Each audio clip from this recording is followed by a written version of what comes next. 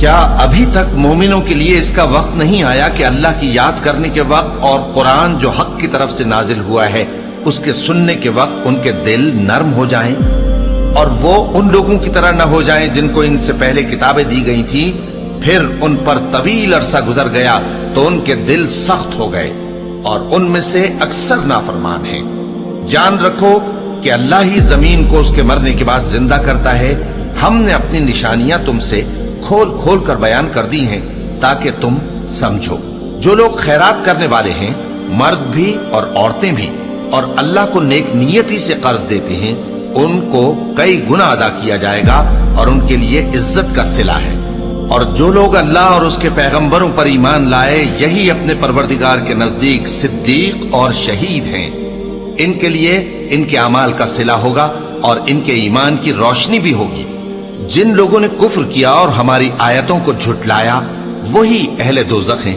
جان رکھو کہ دنیا کی زندگی محض کھیل اور تماشا اور زینت و آرائش اور تمہارے آپس میں فخر و ستائش اور مال و اولاد کی ایک دوسرے سے زیادہ طلب و خواہش ہے۔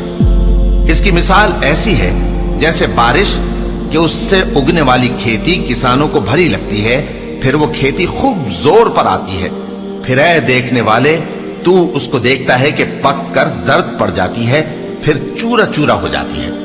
اور آخرت میں کافروں کے لیے عذاب شدید اور مومنوں کے لیے اللہ کی طرف سے بخشش اور خوشنودی ہے۔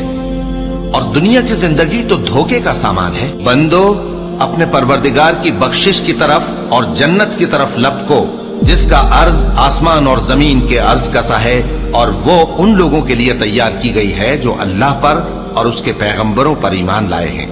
یہ اللہ کا فضل ہے، جسے چاہے عطا فرمائے، اور اللہ بڑے فضل کا مالک ہے۔ کوئی مصیبت زمین میں اور خود تم پر نہیں پڑتی مگر پیشتر اس کے کہ ہم اس کو پیدا کریں، ایک کتاب میں لکھی ہوئی ہوتی ہے، اور یہ کام اللہ کو آسان ہے۔ تاکہ جو فائدہ تمہیں حاصل نہ ہو سکا اس کا غم نہ کھایا کرو، اور جو تم کو اس نے دیا ہو اس پر اترایا نہ کرو۔ اور اللہ کسی اترانے اور شیخی بگارنے والے کو دوست نہیں رکھتا، جو خود بھی بخل کریں اور لوگوں کو بھی بخل سکھائیں۔ اور جو شخص روگردانی کرے تو اللہ بھی بے نیاز ہے، لائق حمد و ثنا ہے۔